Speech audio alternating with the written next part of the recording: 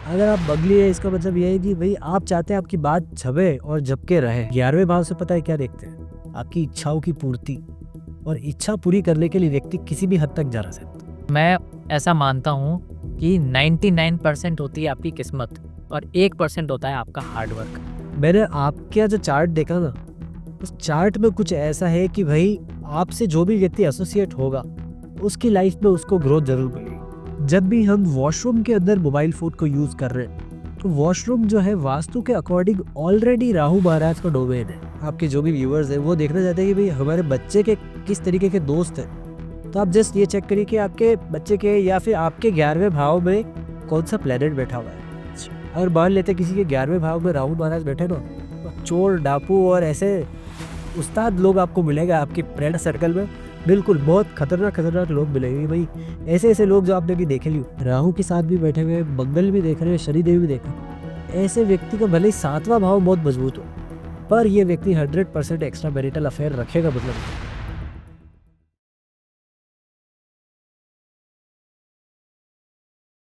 सबसे पहले मैं आपसे ये जानना चाहूंगा कि ज्योतिषी और एस्ट्रोलॉजी में क्या फर्क होता है? देखिए, ज्योतिषी और एस्ट्रोलॉजी में बहुत ज्यादा फर्क होता है। बेसिकली ज्योतिष जो है बहुत वाइडर एस्पेक्ट शो कर रहा है और एस्ट्रोलॉजी उसका एक छोटा सा पार्ट है। फॉर एन एग्जाम्पल, हम किसी शोरूम में जाते हैं कोई गाड़ी खरीदने के लिए, आपको जो सेल्स पर्सन पहना मिलता है वो गाड़ी के बारे में आपको हर एक स्पेक बताएगा कि भाई इसका लेदर सीट है, इसका एलॉय व्हील है, इसका इंजन इतने सीसी का है। करेक्ट। राइट।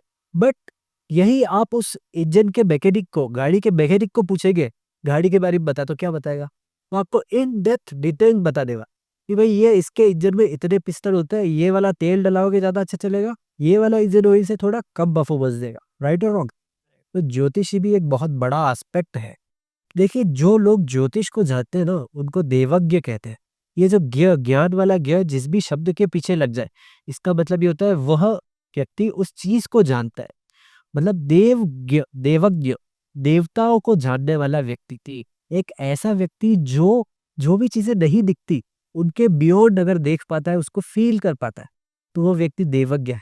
और ऐसे ही व्यक्तियों के पास ज्योतिष नामक विद्या आती है।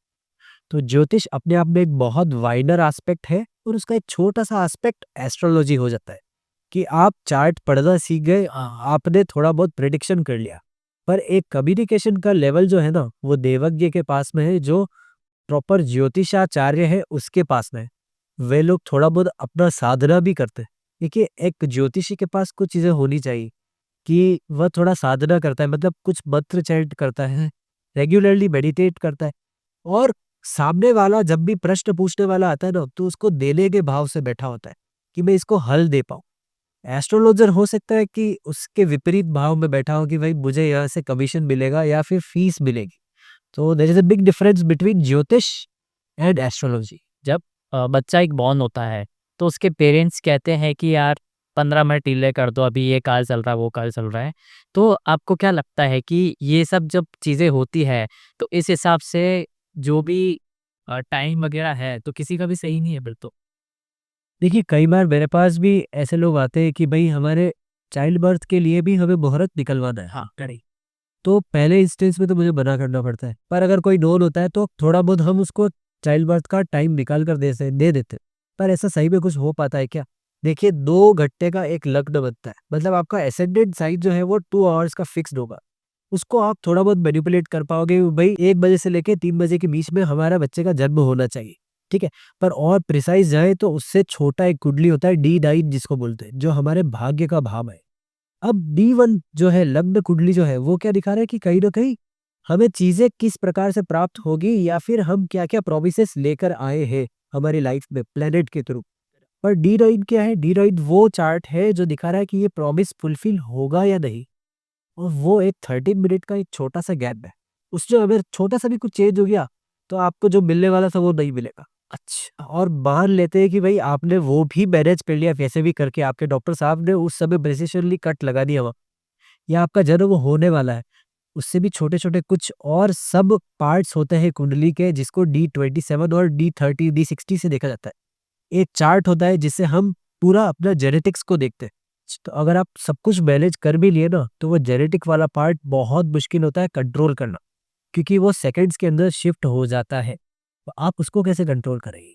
तो मैं बेटर यही बोलूँगा कि आप प्रकृति के साथ छेड़खानी करें ही नहीं, क्योंकि जो चीज़ आपको प्राप्त होनी है ना, आप भी तो कुछ पिछला लिखवा के लेकर आए, सही। तो वो वैसे ही होगी। D9 क्या होता है? D9 का बेसिकली मतलब होता है, देखिए D9 का मतलब होगा एक सब पार्ट 9वें भाव का। आपकी कुंडली का 9th हाउस जो है, D मतलब division. Division divisional chart of the 9th house, okay. तो D9 का मतलब बेसिकली क्या होगा कि भाई सब पार्ट कुंडली के 9वें भाव का भी एक एक्सटेंशन हम दिखा रहे हैं डिविजनल चार्ट का। 9वां भाव क्या होता है? कुंडली का 9वां भाव भाग्य को दिखाता है। भाग्य मतलब आपकी किस्मत में लक कितना है, लक। ये ऐसे ही है जैसे लाइफ का अलाइनमेंट। देखिए लाइफ जो है एक अलाइनमेंट में हो, नेचुरली आपके लाइफ के पर्पस के साथ आप काम कर रहे हैं ना, तो चीजें आपके हाथ में आके गिरती। जैसे ये ऐसे ही है जैसे नदी के साथ साथ आप बह रहे हैं और तैर रहे हैं, और यही व्यक्ति नदी के विपरीत तैरने लगे तो उसको टर्फ और बहुत ज्यादा प्रॉब्लम फील होना शुरू हो जाता। तो डिविजनल लाइन D9 जो चार्ट है वो दिखाता है कि आपके भाग्य में कितना लिखा है और कितना मिलेगा। तभी हम कहते हैं कि भाग्य में लिखा है तो मिलेगा। बिल्कुल, भाग्य में लिखा है तो मिलेगा, ये इसी से आया है कहीं ना कहीं।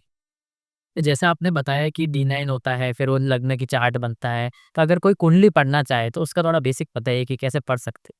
देखिए अगर कोई व्यक्ति कुंडली पढ़ना चाहे तो उसे सबसे पहले नॉलेज होना चाहिए कि भाई एसेंडेंट क्या होता है, लग्न कुंडली क्या होती है ना। लग्न कुंडली में 12 भाव होते हैं। पहला भाव जो है वो शो करता है हमारा व्यक्तित्व को, हमारी पर्सनैलिटी को, हमारा बॉडी कैसे दिखेगा। अच्छा।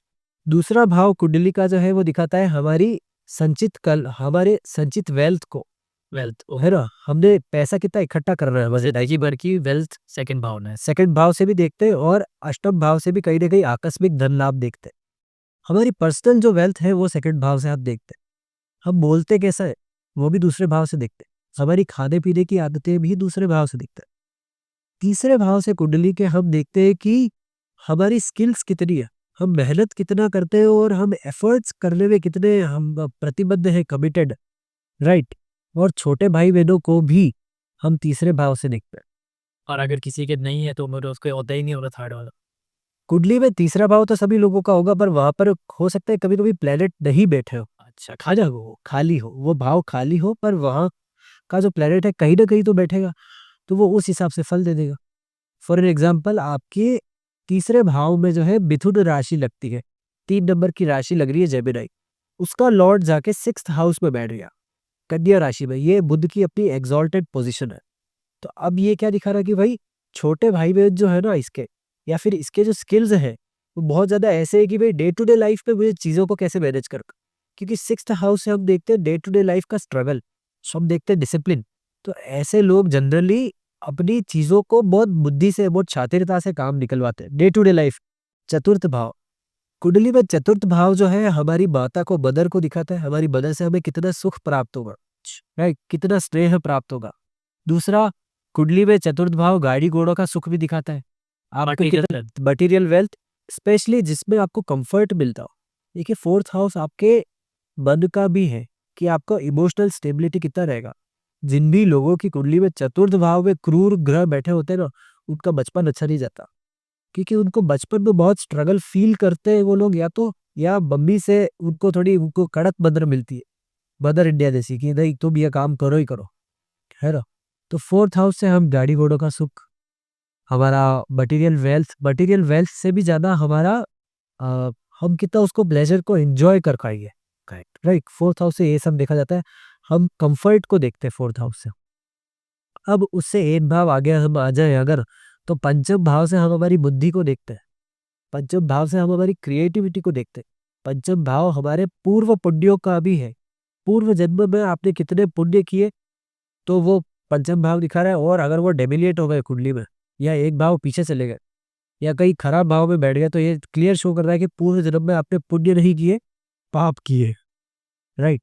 पूर्व और पंचम भाव से हम जो है हमारे चार्ट में रोमांस को भी देखते हैं, लव और अफेयर्स को भी देखते हैं। एक व्यक्ति जितना ज्यादा क्रिएटिव होता है ना, उतना ही ज्यादा वो अफेयर्स रख पाता है, उतना ही ज्यादा वो क्रिएटिविटी शो करता है अपने प्यार में, राइट। अगर आपके अंदर क्रिएटिविटी नहीं है तो आप क्या शायरी बोलोगे सामने वाले से? सही बात है, सही। ये उसको अपने इजहार ही कैसे करोगे प्यार। तो फिफ्थ हाउस में अगर कोई क्रिएटिव प्लेनेट आ जाए, या उसकी पोजीशन अच्छी हो तो ये क्लियर शो करता है कि भाई यहाँ पर इस व्यक्ति ने पूर्व जन्म में कोई अच्छे पुण्य किए, उसका बुद्धि भी अच्छा है और वो रोमांटिक भी है, प्यार को अनुभव करता है। अभी देखिए छठा भाव, कुंडली में छठा भाव जो है वो रोग, रिपु और ऋण को शो करता है। रोग का मतलब बीमारियां, रिपु का मतलब दुश्मन या फिर हमारे अगेंस्ट में जो भी लोग होते हैं वो करे, और ऋण का मतलब होता है कर्जा, है ना। अभी कर्जा, अब ये जो तीनों चीजें हैं ये नेगेटिव को शो कर रही है, पर यहाँ पर कुंडली का एक पॉजिटिव एस्पेक्ट भी है कि यहाँ से हम सेवा को भी देखते हैं, है ना। तो ये अरिष्ट स्थानों में से एक आता है, दुष्ट स्थानों में से एक आता है कि भाई छठा भाव जो है वो बेनिफिक ही है बाय डिफॉल्ट। और यहाँ पर देखिए एक ऐसी जगह जहाँ पर आपको जंग लड़नी है, जहाँ पर आपको लड़ाई झगड़ा करना है, तो वहाँ पे कौन सा प्लेनेट अच्छा काम करेगा? बेनिफिक मतलब खराब प्लेनेट काम अच्छा करेगा या फिर बेनिफिक? जो खराब है वो अच्छा नहीं, क्योंकि उसको तो लड़ाई झगड़ा करना है ना वहाँ पे। उसे यहाँ और पावरफुल हो जाएगा वो। बिल्कुल, पर जंग के मैदान में आप बंगाल को लेके जाओगे तो खून खराबा अच्छे से करेगा। अच्छा, जंग के मैदान में आप शनिदेव को जाओगे तो डिसिप्लिन और स्ट्रिक्ट रहेंगे वो। राहु को लेके जाएंगे छठे मैदान में, छठे भाव में, तो वो कॉन्स्पिरेसी के साथ सामने वाले को परास्त करेगा, हराएगा। तो यहाँ पर जो है वो बेनिफिक प्लैनेट्स बहुत ज्यादा अच्छा परफॉर्म कर रहे थे। मतलब जो लोग मर्डर और ये सब करते हैं उनका 6 ग्रह भयंकर स्ट्रॉन्ग होता है। मर्डरर्स के लिए अलग चार्ट बनेगा भाई, मर्डरर्स के लिए तो बुद्धि ही उनका राहु से प्रभावित होगा, करेक्ट, करेक्ट। या कोई ना कोई प्लेनेट बहुत खराब डेमिनेट पोजीशन पे हो जाएगा। जो मारने जा रहा है उसके लिए 6 हाउस। हाँ, ओके, यस। अब कुंडली में सातवां भाव जो है ना वो बहुत ही ऑस्पिशियस हाउस मानते हैं, क्योंकि ये लग्न के जस्ट विपरीत है। लग्न का मतलब होता है हम खुद, आई बाई सेल्फ, एंड उसके जस्ट विपरीत आपका सातवां भाव है। अगर किसी व्यक्ति का लग्न बहुत मजबूत है ना, मतलब वो खुद उसका पर्सनैलिटी बहुत मजबूत है, और सप्तम भाव का स्वामी अगर वीक होगा, सप्तम भाव से बेसिकली हम देखते हैं हमारी स्पाउस को, हमारे बिजनेस को, और बाकी सारी डे टू डे इनकम को। अब सप्तम भाव भी आपको कहीं ना कहीं रिफ्लेक्ट कर रहा है।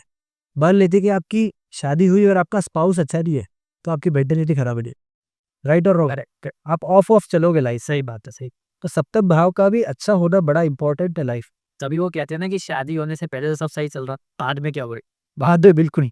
सप्तम भाव की पोजीशन अगर अच्छी नहीं हुई, या उसके लॉर्ड की, उसके स्वामी की पोजीशन अच्छी नहीं हुई, तो कहीं ना कहीं वो हमें एक मैरिज का सुख तो नहीं देता, और मेंटली भी परेशान हम हो ही जाते। अब अष्टम भाव से क्या देखते हैं? अष्टम भाव कुंडली का जो है वो sudden loss, sudden gains, sudden profits, sudden death, यहाँ तक कि एक्सीडेंट्स को भी हम अष्टम भाव से देखते हैं।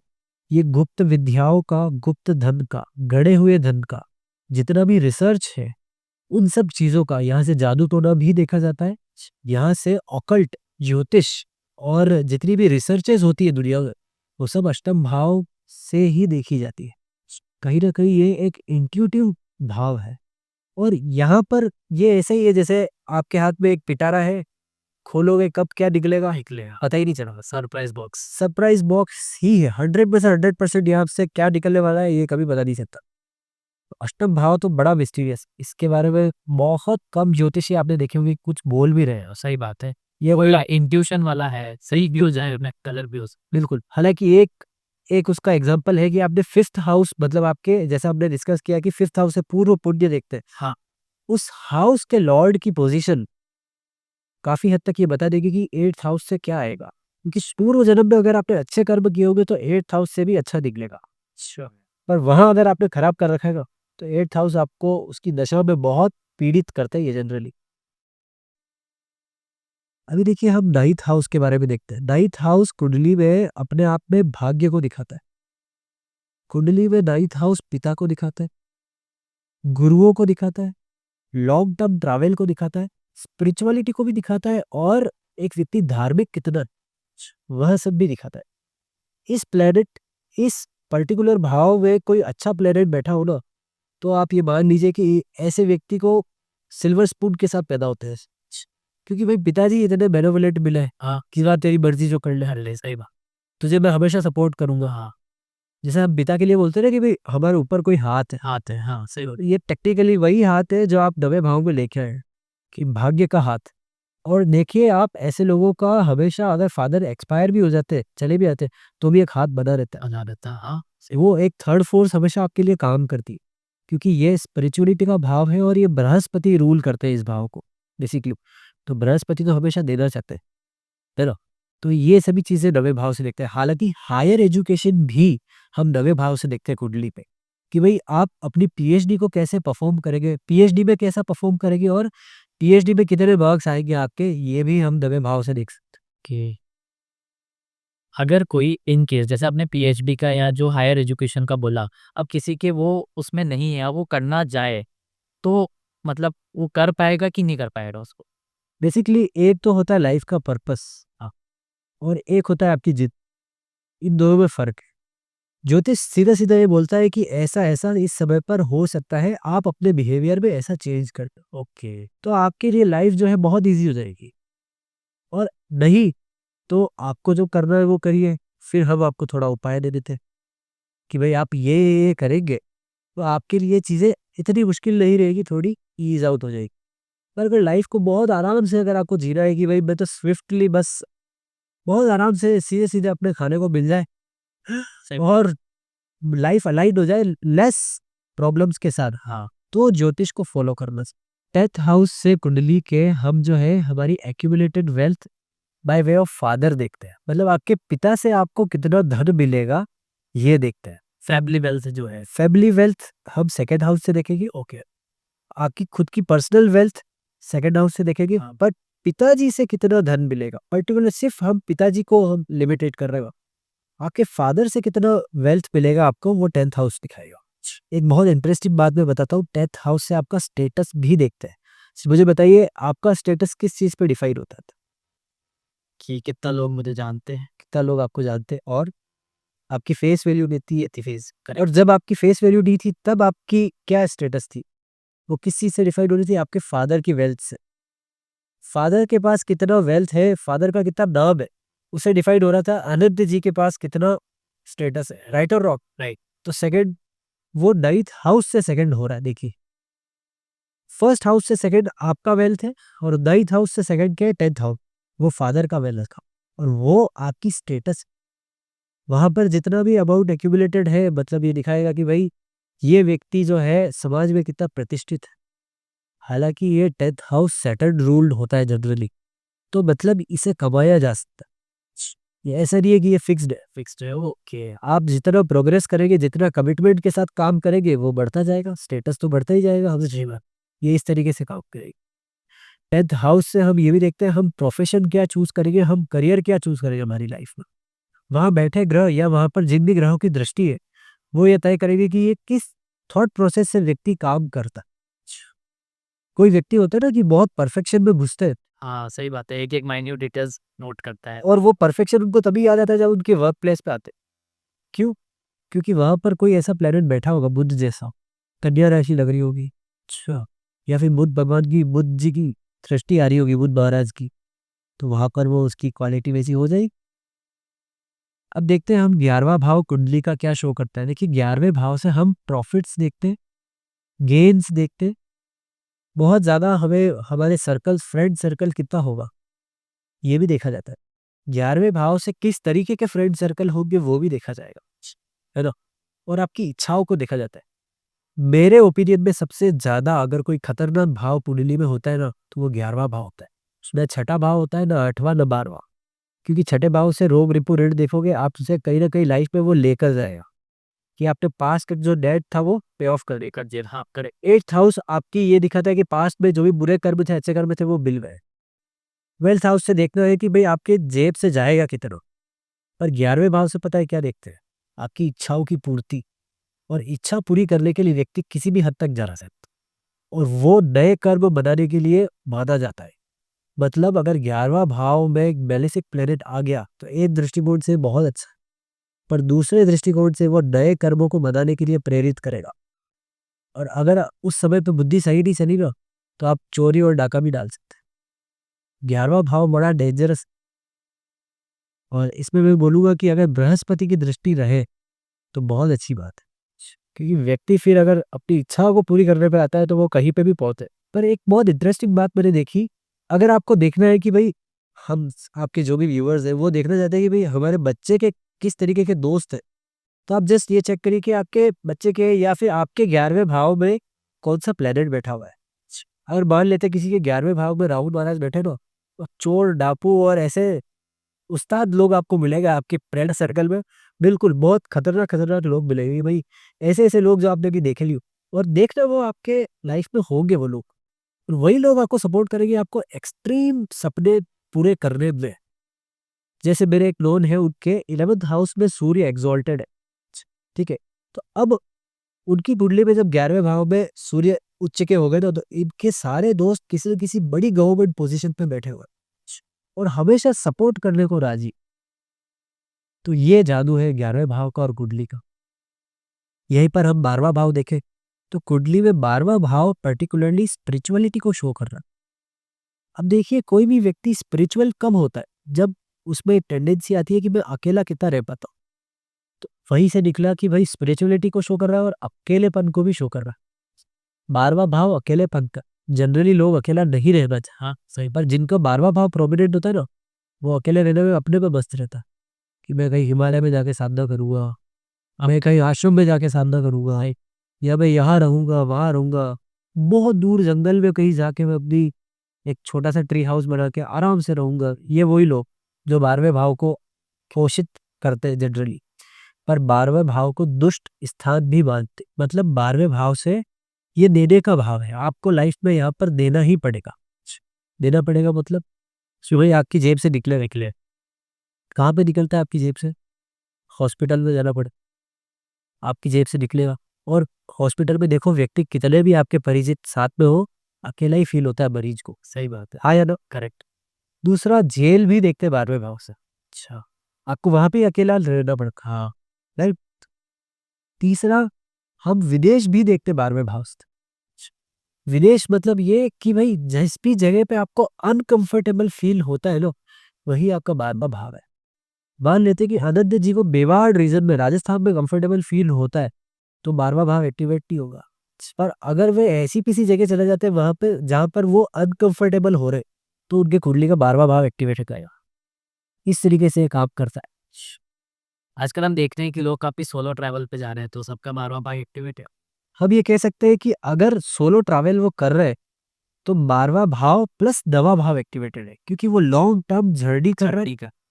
और 12th हाउस एक्टिवेट कर रहा है। और ये एक बहुत अच्छी बात है, क्योंकि अगर आप उस कर्म को ऐसे निपटाएंगे ना, तो वो किसी और तरीके से आपसे लेकर जाएगा। अच्छा, तभी वो कुछ कहते हैं कि आप हॉस्पिटल जाके कुछ खा के आ जाओ या जेल जाके चाय पी लो। बिल्कुल बिल्कुल बिल्कुल, क्योंकि कहीं ना कहीं आपका उतना समय आप ट्रेड ऑफ कर रहे हैं वहां पर जाके। अब इससे भी ज्यादा 12th हाउस से बेड प्लेजर को भी देखते हैं कि भाई बेड में आपको प्लेजर कितना मिलने वाला है। कुंडली में 7th हाउस को स्पाउस से देखते रहो, तो वहां से 6th हाउस जो है वो बेड प्लेजर का होता है। और यहाँ पर भी बेलेसिक प्लेनेट अगर आ जाए मान लो, तो व्यक्ति या तो बगल आ जाए तो बगली हो जाता है व्यक्ति। मतलब अगर जैसे ही कमरा बंद होगा और पति पत्नी लड़ना झगड़ना शुरू हो गया। आपने ऐसे कपल देखे होंगे जो सोसाइटी में बहुत अच्छे से रहते हैं, शांति से रह रहते बढ़िया, फैमिली में भी बहुत अच्छे से रहते हैं, वो जैसे बेडरूम में जाते हैं और लड़ना शुरू। इन दोनों के बेनिफिक जो प्लैनेट्स है वो 12th हाउस में बैठा होता है, और ये वो होता ही होता है मुझे। तो मेरे दिमाग में एक एकदम से क्वेश्चन आया। अभी कुछ टाइम से ऐसा मैंने पर्सनली फील किया है और आपने भी कहीं न कहीं देखा होगा। तो जो लोग हैं वो काफ़ी ज़्यादा कर्ज़ ले रहे हैं और उसमें डूबते जा रहे हैं। तो ये एकदम से सबकी प्लैनेटरी पोज़ीशन कैसे एक जैसी हो सकती है? देखिए एक तो होता है कि भाई दो चीजें यहाँ पर हो रही है। एक आपकी पर्टिकुलर दशा चल रही है कि आपने जिस समय जन्म लिया उस हिसाब से आपके ग्रहों की क्या दशा चल रही है, राइट। वो हर एक व्यक्ति की अलग अलग है। पर दूसरा एक ग्रैंड टाइप भी चल रहा है, एक बहुत बड़ा समय चल रहा है जिसको हम गोचर से देखते हैं। गोचर जो होता है, गोचर मतलब करंट पर्टिकुलर समय पे ग्रहों की क्या स्थिति है। अच्छा ओके, है ना। अभी वो हम सभी को इन्फ्लुएंस कर रहा है। मतलब दो चीजें एक साथ चल रही है, एक आपका अपना समय समय, हाँ। और एक जो ग्रैंड टाइम सभी लोगों के लिए कॉमन टाइम चल रहा है कि वो गोचर से देखा जाता है। और वैसी वैसी सिचुएशंस जो है वो ओवरऑल लाइफ में आपको देखने को मिलेगी। फॉर एन एग्जाम्पल, अभी जो आपका प्रश्न है ना कि भाई अचानक से लोग क्यों लोन लेना, एक्वेरियस कुंभ राशि के अंदर राहु महाराज आ रहे हैं। और कुंभ राशि में जो राहु है ना, वो अपनी खुद की राशि में बैठे हुए, कुंभ राशि के को-लॉर्ड जो है वो राहु को मानते हैं, है ना? राहु महाराज को। और राहु जब खुद की राशि में जब आ जाते हैं ना तो बहुत सारी इच्छाएँ देना शुरू करता है और आपको इच्छाओं के पीछे भगाते भी है कि कहीं न कहीं मुझे इच्छा पूरी करनी है मेरी, राइट? तो इच्छा पूर्ति करनी होगी और जेब में पैसा अगर नहीं होगा तो आप क्या करोगे? कर्ज़ आप झटली लोन लो। और अभी तक तो क्या हो रहा था कि मिथुन राशि में बैठकर बृहस्पति राहु महाराज को देख रहे थे। पर अब वो कर्क राशि में आ गए इधर गोचर के अंदर, है ना? हम 2025 और फिर अब 26 का ट्रांज़िशन की बात कर रहे हैं। अब कर्क राशि से वो पाइसेस में देख रहे हैं शनिदेव को, पर राहु महाराज से वहाँ की उनकी दृष्टि हट चुकी है। तो अब ये राहु महाराज और ज़्यादा एक्टिव होने वाले हैं यहाँ पे।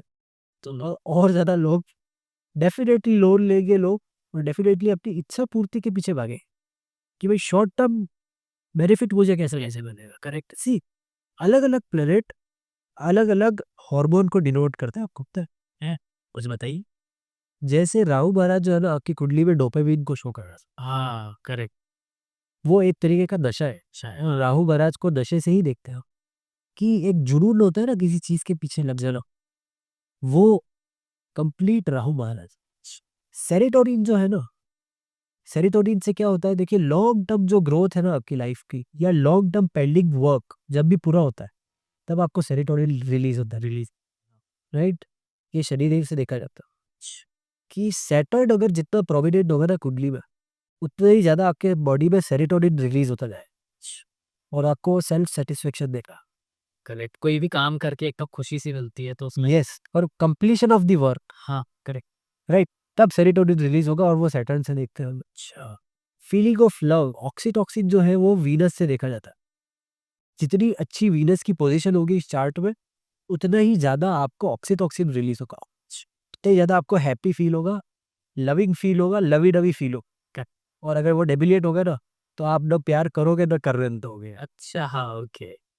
तो इस तरीके से ये अलग-अलग प्लैनेट्स अलग-अलग चीज़ों को टेस्टोस्टेरोन के लिए पता है 2 प्लैनेट्स रिस्पॉन्सिबल होते हैं कुंडली में, मार्स एंड सन। सूर्य और मंगल से हम टेस्टोस्टेरोन को देखते हैं और कुंडली में सूर्य अच्छा होगा तो कॉन्फिडेंस अच्छा होगा। सूर्य कॉन्फिडेंस का कारक करेक्ट है ना? टेस्टोस्टेरोन जितना अच्छा होगा बॉडी में उतनी ज़्यादा मसल मास होगी आपके अंदर। हाँ, मार्स से मंगल से हम मसल्स को देखते हैं। न्यूरॉन्स के बीच का कनेक्शन हम बुध से देखते हैं। क्योंकि माइंड में है वो। बिल्कुल, बुध जो है वो कम्युनिकेशन पावर है आपकी आपकी मेमोरी, आप चीज़ों को कितना जल्दी सीखते हैं, तो उससे वो देख रहे हैं हम। तो अलग-अलग प्लैनेट से हम अलग-अलग चीज़ों को देख रहे हैं। तो ये तो बहुत ज़्यादा एनाटॉमिकली जुड़ा हुआ है हमारी बॉडी से। ऐसा बिल्कुल नहीं है कि कोई बाहर की चीज़ है ग्रह, आपके शरीर के भीतर चल रहा है। सो जैसा कि अभी आपने बोला कि ये प्लेनेट इस प्लेनेट को देख रहा है और अक्सर हम ज्योतिष के पास जाते हैं तो वो भी यही बोलता है कि आपके तो राहु की दृष्टि पड़ी हुई है, इस भाग में ये पड़ा हुआ है। तो आप इसके कॉम्बिनेशंस के बारे में बताइए कि ये कैसे काम करते हैं? देखिए, एक प्लैनेट जब किसी भी दूसरे प्लैनेट को देखे, अगर वो आपस में मित्र हैं, दोनों बेनिफिक है और दोनों फ्रेंडली है, तो वो बहुत अच्छा रिज़ल्ट दे देंगे। पर अगर दोनों एंटी ग्रह हैं, मान लेते हैं मंगल और राहु एक-दूसरे को देख रहे हैं, तो वो एक तरीके का अंगारक योग बनता है। हालाँकि मंगल राहु एक साथ जब बैठते हैं तब अंगारक योग बनेगा। पर मंगल भी किसी जगह देख रहा है और राहु भी किसी जगह देख रहा है, तो उस दशा अंतर्दशा में बहुत ज़्यादा प्रॉब्लम्स होती है। मान लेते हैं मंगल महाराज की चतुर्थ दृष्टि किसी भाव पर पड़ती है, लग्न के ऊपर पड़ रही है, ठीक है? अब लग्न के ऊपर चतुर्थ दृष्टि पड़ रही है मतलब ये व्यक्ति को बहुत ज़िद्दी बना रहा है, बहुत ज़्यादा ओवर केयरिंग बना रहा है। जिस भी चीज़ को ये व्यक्ति चाहेगा ना, उसको चाहेगा कि ये मेरे हिसाब से इसमें है। और राहु महाराज भी जब लग्न को देखेंगे, तो अब ये व्यक्ति कैसा हो जाएगा पता है? कि मैं ऑब्सेसिव भी हो जाऊँ। मतलब मैं ओवर केयरिंग हूँ और मैं ऑब्सेसिव भी हूँ। ये वही केस है विराज डोबरियाल जैसा, कि मैं ऑब्सेसिव भी हूँ, मैं केयरिंग भी हूँ और अब मैं तुम्हें कहीं जाने भी नहीं दूँगा। तो ये अगर पर इसी जगह यहाँ का कोई बेनिफिक प्लैनेट देख रहा हूँ, बृहस्पति लग्न को देख रहा हूँ, तो वो साधु आदमी बन जाएगा कि चलो मैं तुम्हारी हेल्प कर देती, कोई बात नहीं, क्या गड़बड़ हो गई? और उसके साथ में मंगल देख रहे हो, तो अब वो व्यक्ति ओवर केयरिंग होगा पर एक लिमिट के अंदर, अच्छा। कि मैं आपका ध्यान रखूँगा, पर इतना ही जितना तुम्हें हर्ट नहीं। हाँ, राइट? तो वो आपस में वो लोग वो जो ग्रह है वो उनका क्या कॉम्बिनेशन है, उनकी मित्रता कितनी है, क्या वो एक-दूसरे से एंटी है, उससे फ़र्क पड़ता है। हालाँकि एक बहुत फ़ेमस जो कॉम्बिनेशन है वो विष योग के बारे में बताना चाहूँगा। क्या होता है? चंद्रमा और शनि जब साथ में बैठ जाते हैं तो ऐसा विष योग बनता है। इस विष योग का मतलब ये होगा कि भाई ऐसे व्यक्ति को कोई भी चीज पसंद नहीं आती। जो क्रिटिकल लोग होते हैं ना, आप उनको बस आप उनको बहुत अच्छी पेस्ट्री ला के दो हाथ का, सही बात है। वो बोलेगा इसका रेपर अच्छा दिख, करेक्ट, करेक्ट। राइट। हाँ, और ऐसे लोग जीवन भर दुखी रहते क्योंकि इनको, अपन इनको कहते हैं नेगेटिव लोग हैं ये। हाँ, इनको अच्छा कुछ नहीं लगता। पर ये लोग भी कभी ना कहीं शाही ध्रुव कर सकते हैं, इन लोगों का भी स्कोप होता है। आप इनको ऐसी जगह लेके जाइए जहाँ पे आप क्रिटिक्स निकाल ले, ऐसे ही फील्ड पे अगर ये चले जाए ना जहाँ पे क्रिटिक्स निकाल लो अपने, तो ये बहुत अच्छा कर ले। जितनी भी एब्स्ट्रैक्ट आर्ट आजकल आती है ना, हाँ, वो सब ये इस तरीके की कुंडली वाले लोग बनाते हैं, क्योंकि वो आउट ऑफ द वर्ल्ड सोच पाते हैं, है ना। ये एक इम्पैक्ट आता है। फिर एक चंद्र केतु की युति होती है। चंद्र केतु अपने आप में क्या, तो देखिए केतु महाराज अपने आप में एक इंटरनल थॉट दिखा रहा है कि मैं अंदर अंदर सोचता हूँ, इंट्यूटिव एबिलिटीज है मेरी, या मैं सब कुछ जो एनर्जी वो इनसाइड जा रही है, बाहर से अंदर की ओर आ रही है। हाँ, राइट। चंद्रमा जो है वो एक फिकल प्लेनेट है, उसको सब तरफ घूमना पसंद है, चढ़ना पसंद है, चीजें खाना पीना पसंद है, मजे करना पसंद है। हाँ, और ऐसे लोगों के साथ में जब भी चंद्रमा के साथ केतु आ जाए तो वो व्यक्ति इंट्रोवर्ट हो जाता अच्छा। है। सब कुछ देख रहा है, सब कुछ ऑब्जर्व कर रहा है, आसपास सब चीजें चल रही, पर वो अंदर अंदर सोचता रहता है, सोचता रहता है, सोचता। ओवर थिंकिंग वाली जो थी। बिल्कुल ओवर थिंकिंग, वो भी अपने ही स्तर पे। देखिए इनमें दो अलग अलग कॉम्बिनेशन। एक व्यक्ति खुद अंदर अंदर सोच रहा है किसी एक विषय पर, हाँ, राइट, करेक्ट। या अलग अलग विषय पर व्यक्ति भीतर भीतर सोचे जा रहा है, डीप लेवल पे जा रहा है। पर यही इसके विपरीत चंद्रमा और राहु वाला व्यक्ति, ये क्या है, राहु क्या होता है, किसी भी चीज को एम्पलीफाई कर देता है। हाँ, मान लेते हैं कि यहाँ पे एक एक्स व्यक्ति बैठा है, हमने उसको कोई एक ऐसी चीज बोली जिससे उसको पिंच हो गया। अब वो यहाँ से घर तक जब जाएगा ना उसके, तब तक वो 100 दूसरी चीजें और एड ऑन कर देगा कि यार मोहित जी ने मुझे ये भी बोला था, मुझे ये भी बोल दिया, और अगर ये मुझे ऐसा बोल देंगे तो मैं वैसा कर दूं, ये नहीं ये बोल देंगे तो मैं वो कर दूं। हाँ, तो ये चंद्रमा राहु इस तरीके से अलग हो जाता है। चंद्रमा Ketu eternally thought thought thought thought thought thought चलता रहता है। और चंद्र शनि बिल्कुल अलग चीज है कि भाई मैं तो पहले ही क्रिटिक्स करने के लिए वो, अच्छा ओके। एक डिस्टॉर्टेड फीलिंग है चंद्र राहु, एक ऐसी फीलिंग है जो अंदर अंदर सोच रहा है, सोच रहा है, सोच रहा है, और एक ऐसी फीलिंग है कि क्रिटिकल थिंकिंग क्या, गड़बड़ी कैसे निकाली। तो ऐसे ही ये तीनों प्लैनेट्स अलग अलग काम करते तो हम अक्सर ऐसा देखते हैं कि जब भी हम ज्योतिष के पास जाते हैं और उनको कहते हैं कि मैं क्या काम करूँगा या मेरे को किस फील्ड में जाना है, तो ऐसे कुछ ऑप्शंस देते हैं, जिससे लगता है कि यार ये तो बड़ा ही ऐसा सिचुएशन हो गई है कि इधर भी जाऊँ, उधर भी जाऊँ। तो भाई इतना डिफ़रेंस कैसे आता है जब आप कह रहे हो कि आपका जो प्लैनेट्स हैं, जो आपकी कुंडली है, उसको पढ़ के बता सकते हैं कि आप क्या करोगे? देखिए कुंडली को देख के बिल्कुल बता सकते हैं कि आप क्या क्या करोगे। फॉर एन एग्जाम्पल, मेरे पास कुछ समय पहले एक व्यक्ति आए थे, उनका सिग्ध लग्न का चार्ट था, लियो राइजिंग एसेंडेंट थे, और लग्न में सूर्य भी थे, लग्न में मंगल भी थे। तो देखते ही मैंने बोला कि भैया आप स्पोर्ट्स में क्यों नहीं गए, या आपको आर्मी में जाना चाहिए था। तो व्हाट डिड ही सेड कि मुझे तो आर्मी में जाना था, पर कुछ घर वालों की परिस्थितियां कुछ ऐसी हो गई कि मैं नहीं जा पाया। इसमें मैं आपको थोड़ा-सा इंटरप्ट करता हूँ। जब घरवालों ने कहा कि कोई परिस्थिति थी और वो नहीं जा पाए, बट अगर आपकी कुंडली में लिखा है, आपके भाग्य में लिखा है, तो आपको जाना ही चाहिए किसी भी चीज़ को करके। भाग्य भाग्य में लिखा है वो एक अलग चीज है। अब जैसे आपने मुझे भाग्य की बात की तो उठ के डी टाइप में मार्स की पोजीशन कुछ और हो रही, वो लग्न में नहीं आ रहे, वो कन्या राशि में जा रहे। तो वो भाग्य मतलब वो हमने जब शुरू किया था ना कि भाई डी वन बताएगा कि आपको क्या क्या मिलेगा, पर डी नाइन बताएगा ये प्रॉमिस फुलफिल होगा या ना नहीं। Okay, right, correct. तो ये दो अलग चीजें, journey from A to Z, कि ये फुलफिल होगा या ना होगा। पर अगर आप देखेंगे उन व्यक्ति को कि भाई हाँ, मेरा तो एटीट्यूड बिल्कुल ही फौजी जैसे ही है, और जब उनसे पूछा था कि सर आप ये क्यों नहीं कहते, तो मेरे को तो लाइफ में शुरू से क्लियर था कि काम क्या करूँ, पर पहुंच नहीं पाया। और अभी फिलहाल वो मार्केटिंग का काम कर रहे हैं क्योंकि लखनऊ में बुध भी है। ओके, तो कैलकुलेटिव माइंड है बहुत भैया, ये भी कर लूंगा वो भी कर लूंगा, सभी तरीके की चीजें वो कर ना सकते। तो कोई ग्रह आपको जब फेवर करता है ना, तो हमें उसके हिसाब से चल लेना चाहिए, उसके विपरीत नहीं जाना चाहिए। हालाँकि जनरल लोगों को ये समझ में नहीं आएगा, फिर भी मैं आपको बताऊँ, अलग-अलग दशाओं में हमें अलग-अलग बिहेवियर करना पड़ता है। आप चंद्रमा की दशा में बग्गल जैसा बिहेव नहीं कर सकते। हाँ, आपको शिफ्ट होना पड़े। चंद्रमा की दशा सॉफ्ट दशा है, आपको खाना-पीना है, उसमें फैमिली के साथ रहना है, पैसे इकट्ठा कर रहे हैं, घूमना-फिरना है, फैमिली के आस-पास लाइफ घूमेगी, खाने-पीने के आस-पास लाइफ घूमेगी और एक्यूमुलेशन ऑफ वेल्थ एंड मज़े करेंगे आप। पर इसी के विपरीत मंगल की जो दशा है वो कंप्लीट आपको एक्सट्रोवर्ट बना देगी। ये मेरे साथ एग्जांपल हुआ है, अभी 2 दिन पहले कोई कुंडली दिखाने आए थे, बोलते 2015 के बाद में भैया बहुत एक्सट्रोवर्ट हो गया। देखते ही पता चला कि तीसरे भाव में मंगल बैठे हुए और वृश्चिक राशि में मंगल थे और बिल्कुल उनको एक्सट्रोवर्ट होना था उनका, क्योंकि वो तो एनर्जी है ना मंगल तो अपने आप में। करेक्ट। इस बात से मैं भी रिलेट कर पाया हूँ क्योंकि मैं 2015 या तब तक मैं बिहाइंड द कैमरा काम करता था और अभी देख ही रहे हैं कि बिल्कुल। तो अलग-अलग दशाओं के हिसाब से हमें अलग-अलग अपना बिहेवियर कर लेना चाहिए। आप राहु दशा में बृहस्पति जैसा बिहेव करेंगे कि मैं तो साधु हूँ, मैं तो सबको दूँगा, तो लोग बहुत कुछ लेके चले जाएँगे आपका। जितना ज़्यादा राहु देखिए कॉन्स्पिरेसी का एक प्लैनेट करेक्ट है, राइट? कि भई चीज़ें छुपा के रखना, हाँ, और बहुत भयंकर एक कॉन्स्पिरेसी डेवलप करना ताकि अपना काम हो जाए।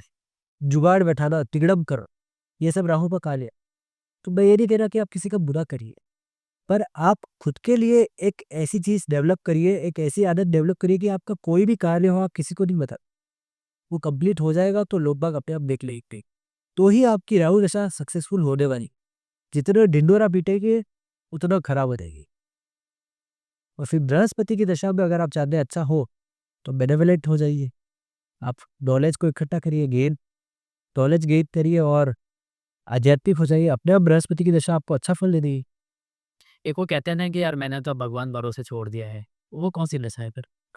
भगवान भरोसे तो नहीं छोड़ना चाहिए। अच्छा, ओके। देखिए, 2 तरीके के लोग होते हैं। जो ऐसा बोलते हैं ना कि मैंने भगवान भरोसे छोड़ दिया है, वो कहीं न कहीं शो हो रहा है कि उन्होंने कर्म अच्छे से किए ही नहीं। लाइफ में उन्होंने एफर्ट दिया ही नहीं, इसलिए भगवान के भरोसे छोड़ दिए। मंदिरों में जो लोग जाते हैं ना, अक्सर लोग या तो मांगने जाते हैं, करेक्ट?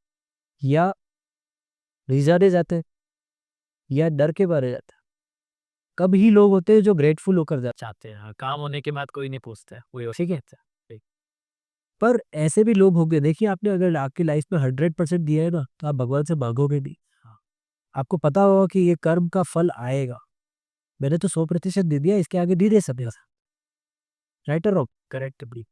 पर अगर आपने थोड़ा कम दिया है, 99 दिया है, 98 दिया है, 95 दिया है, तो आप बोलो प्लीज भगवान देख लेना, प्लीज देख लेना, भगवान भरोसे छोड़ रहा हूँ मैं। ये वो लोग हैं जो छोड़ते। और अगर बृहस्पति की दृष्टि है आपके उस पर्टिकुलर भाव पे, जिस भी भाव से रिलेटेड आप काम पूछ रहे हैं, तो आप जैसे ही 100% लेट गो करेंगे भगवान देख लेगा। ये वैसे ही है जैसे द्रौपदी और कृष्ण की कहानी। द्रौपदी ने अपनी जब तक साड़ी नहीं छोड़ी ना, तब तक कृष्ण भी नहीं आए। तो भगवान भरोसे अगर आपको चलना है, तो साड़ी फिर पूरी छोड़नी छोड़नी पड़ेगी। तो अगर आप द्रौपदी जैसा विश्वास रख सकते हैं, तो भगवान भरोसे जी लीजिए, अदरवाइज भगवान हेल्प नहीं करेंगे। हमने है ना अक्सर ऐसा देखा है कि जो भी ज्योतिष है, वो किसी को कहते हैं कि आप योगा करो और उससे भी आपके जो प्लैनेट्स हैं वो सही हो जाएँगे। तो ज्योतिष और योगा का भी कुछ रोल है? बिल्कुल है, 100% रोल है। देखिए योगा जो है वो आपकी लाइफ का आपका चक्रों को अलाइक करता है, हाँ, राइट? हाँ, ये तो इतना तो हमने योगा का क्वेश्चन है, तो अब एक बार ये समझते हैं कि भाई योग होता क्या है? योग का लिटरल मीनिंग होता है यूनाइट करना, जोड़ना, बेसिक भाषा। ये किसका जोड़ना? आत्मा का परमात्मा से मिलन। एक बुकिश भाषा में हम ये समझे कि भाई आत्मा का परमात्मा से मिलन जो है वो योग है। दूसरे भाषा में हम समझे लेवेद की भाषा में कि भाई जहां पर आपका मन है, वहीं पर आपकी बुद्धि भी है, वहीं पे आपका शरीर भी काम कर रहा है। फॉर एन एग्जाम्पल कि भाई आप लॉस्ट लॉस्ट फील नहीं करते। मैं यहाँ पर अगर यहाँ पर पॉडकास्ट में बैठा हूँ आपके साथ, तो मेरा बस मेंटली भी मैं यही हूँ और फिजिकली भी यही है। इसका मतलब हो गया कि एक योग की एक स्थिति। हाँ, राइट, करेक्ट। अब जब भी व्यक्ति के एनर्जी सेंटर्स में कुछ इम्बैलेंस होता है ना, तब बीमारियां डेवलप होना शुरू हो जाती। या फिर उसके थॉट प्रोसेस में अल्टरेशन आना शुरू हो जाता। देखिए बहुत ज़्यादा जुड़ाव है ज्योतिष का योग के साथ। दोनों जो है वो वेदों के अंदर से निकले हुए। ज्योतिष को भी वेदांत बोलते हैं और योग तो है जो अथर्ववेद से निकला ही। हाँ, करेक्ट, राइट। तो अब देखते हैं हम, जो पहला जो आपका चक्र है ना, वो हमारा रूट चक्र, हमारा जो स्वादिष्ठान चक्र है, हमारा जो मूलाधार चक्र है, वह मंगल के साथ जुड़ा हुआ। मंगल से हम ज्योतिष में एनर्जी को देखते हैं, लाइफ में एनर्जी कितना है, और रूट चक्र से भी हम एनर्जी को देखते हैं। इसका भी कलर लाल होता है और रूट चक्र का भी कलर लाल ही होता है। इसके थोड़ा सा ऊपर हम आते हैं स्वादिष्ठान चक्र। स्वादिष्ठान चक्र से हम वीनस को देखते हैं। देखिए वीनस को सेक्सुअलिटी का प्लेनेट बोला गया है कि यहाँ इस वीनस से कई बार हम काम वासना को भी देखते हैं, प्लेजर को देखते हैं, और सारा प्रोक्रिएशन, क्रिएटिविटी को भी देखते हैं कहीं ना कहीं। और ये सारी क्रिएटिविटी हमारे स्वादिष्ठान चक्र से हो रही होती कहीं ना कहीं, राइट। भाई नया बच्चा भी अगर क्रिएट करना है तो यही सारा आइडिया आपका काम आएगा लाइफ। उसके जस्ट ऊपर मैं आपको बहुत इंटरेस्टिंग बात बताता हूँ। फिफ्थ हाउस ऑफ द कुंडली इज बीइंग रूल्ड बाय सन। सूर्य से पंचम भाव कुंडली का रूल किया जाता है और पंचम भाव से ही कुंडली के हम जो है नाभि को देखते हैं। तो यहाँ पर सोलर प्लेक्सस होता है आपका। आप कहीं भी जाइए योगा में, आपको पता चलेगा सोलर प्लेक्सस का प्लेस यही है, पेट में, नाभि में। जिनकी भी कुंडली में सूर्य खराब होते हैं ना, उनका डाइजेशन खराब होता है। 100 में से 100% लोग, क्योंकि आपकी बॉडी में अग्नि ही नहीं है। हाँ, वो पच ही नहीं पा रहा है। पचेगा ही नहीं वो। तो सूर्य मजबूत है तो डाइजेशन मजबूत है, और डाइजेशन मजबूत है तो हमने बात की थी पंचम भाव से कुंडली के बुद्धि को भी देखते हैं। जितना क्लियर आपका डाइजेशन होगा ना, उतना ही क्लियर आपका थॉट प्रोसेस होगा, उतना ही वेल आप परफॉर्म कर पाए। राइट और रॉन्ग? करेक्ट। अब उसके थोड़ा और ऊपर आते हैं। इमोशन का भाव हमारे कौन से ग्रह के पास है? इमोशन से हम देखते हैं हमारे चंद्रमा को।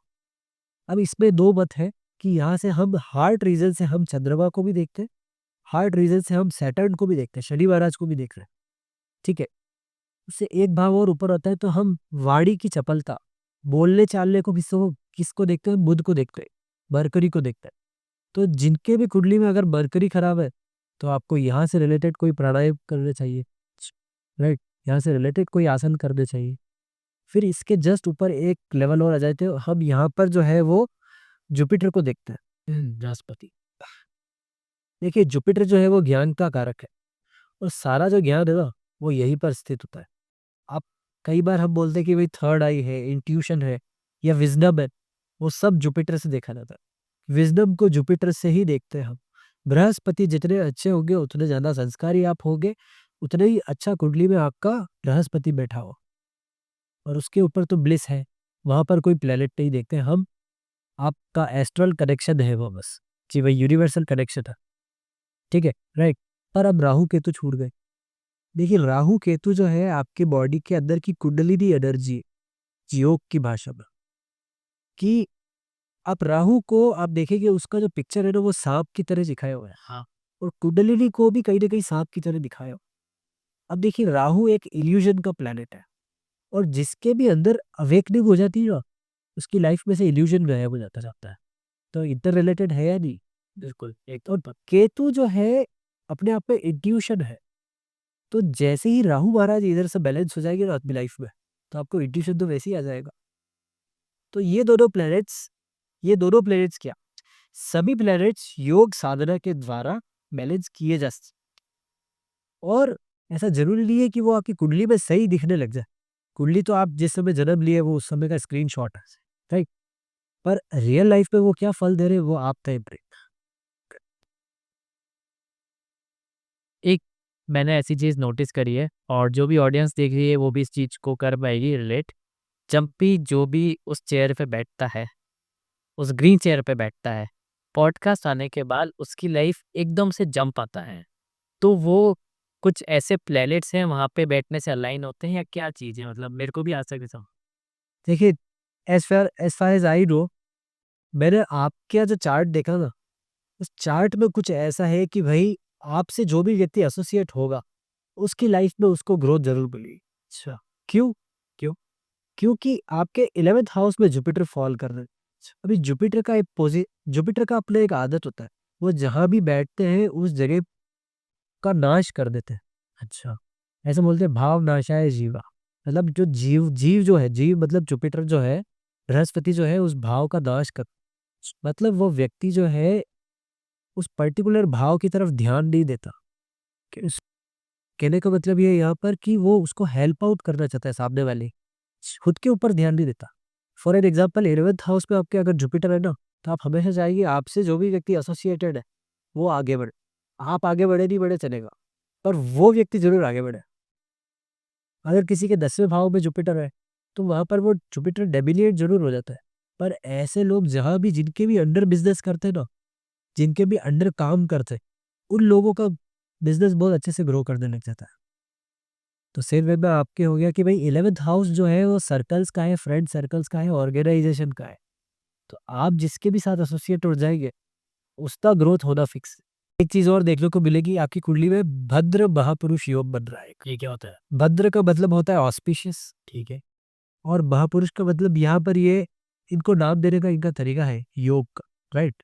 तो जब भी परकरी खुद के साइड में बैठा हो, जमिनाई या फिर कन्या राशि में, वर्ग हो गए, मिथुन राशि या वर्गों में अगर वो बैठे हुए हैं और केंद्र में आ जाए अगर वो, तो वह भद्र पंच महापुरुष योग बनाते हैं। ठीक है।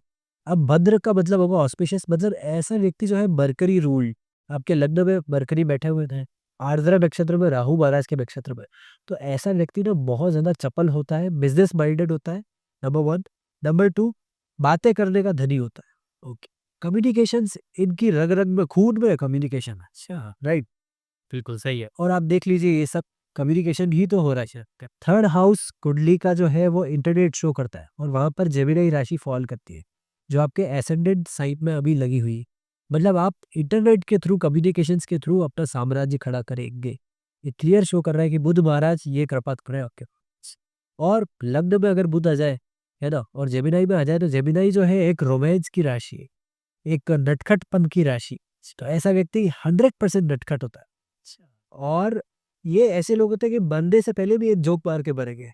अगर इनको पता है कि यार लास्ट टाइम आ गया, दोस्त दिख गया, तो भाई जा रहा हूँ मस्त है, एक जोक तो मारेगी बात।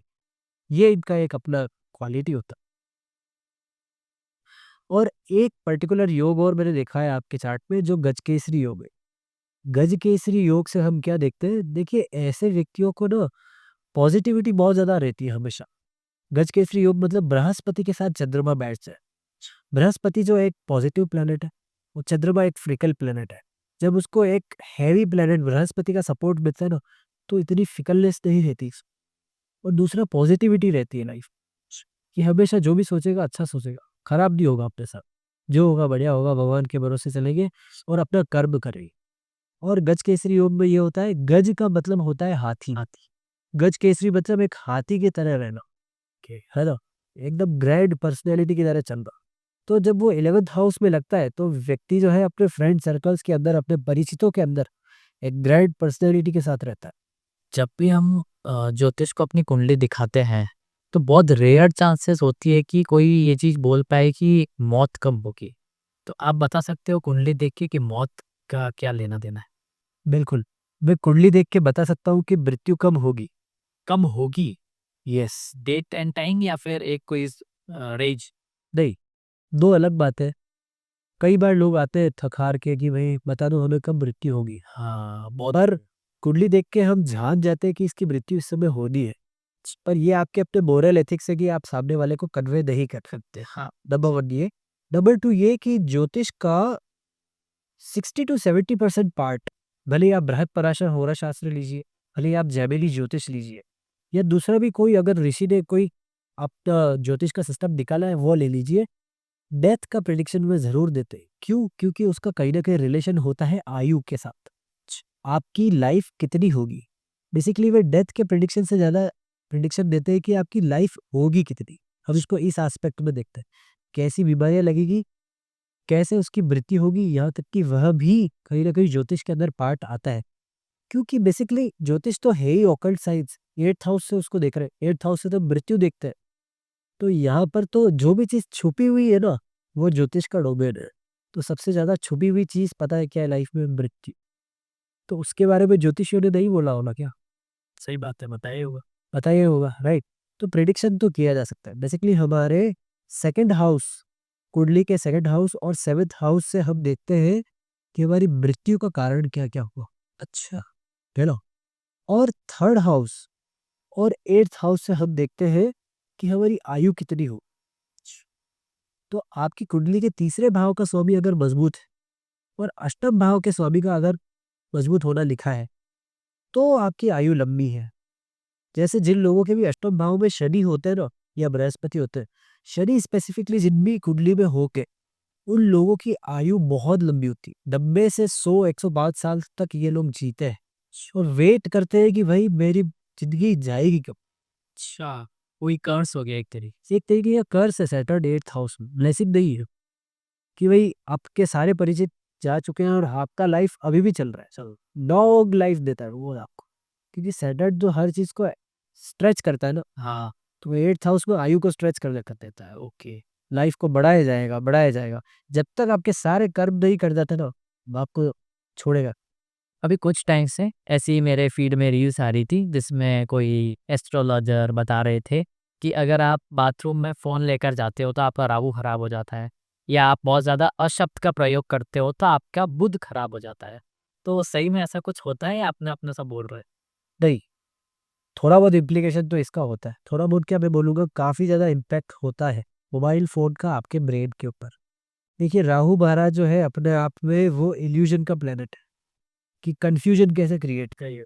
और मैं ये समझता हूँ जितना ज़्यादा आप मोबाइल फ़ोन को यूज़ करते हैं for your entertainment purpose, particularly watching the reels, watching the shorts, it is making you more and more confused.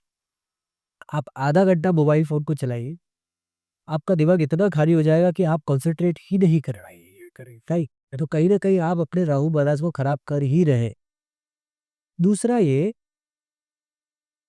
जब भी हम वॉशरूम के अंदर मोबाइल फ़ोन को यूज़ कर रहे हैं, तो वॉशरूम जो है वास्तु के अकॉर्डिंग ऑलरेडी राहु महाराज का डोमेन है ना? वहाँ से ही राहु को देखा जाता है। जितना खराब आपका वॉशरूम है, जितना गंदा आपका वॉशरूम है, उतनी ही खराब आपके राहु महाराज की स्थिति है। नेगेटिव अनसर्टेन इवेंट्स उतने ज़्यादा आपकी लाइफ में घटित होगी। तो बेटर ये है कि उसको क्लीन रखें पहले तो ये। और मोबाइल फ़ोन जो है वो वॉशरूम में तो नहीं लेकर ला, क्योंकि ये नेगेटिवली इम्पैक्ट आपको करेगा ही करेगा। देखिए हर एक स्पेस का आपके माइंड के ऊपर, आपके ब्रेन के ऊपर अलग इम्पैक्ट होता है। फॉर एन एग्जाम्पल, जब भी आप किचन में जाते हैं, तो आपको नींद आती है, भूख लगती है। ऑब्वियसली भूख लगती है ना, मतलब उस स्पेस का आपके माइंड के ऊपर इम्पैक्ट आएगा। हाँ, आप वर्क प्लेस पे भूख नहीं लगती, आपको वर्क स्पेस पे क्या लगता है, काम काम करो, आई शुड वर्क, क्योंकि उस स्पेस का आपके माइंड के ऊपर इम्पैक्ट है। राइट और नो? बेडरूम में जो है आपको नींद ही आती है, आपको रिलैक्स करने का मन करता है, तो क्या वॉशरूम के अंदर पर्टिकुलर एनर्जी एक्टिवेट नहीं होती होगी? होती है ना? तो वो राहु महाराज का डोमेन है। और वहां पर आप अगेन एक राहु महाराज को नेगेटिव करने वाला काम कर रहा, तो वहां पर तो वो नेगेटिवली इम्पैक्ट करेगा ही करेगा।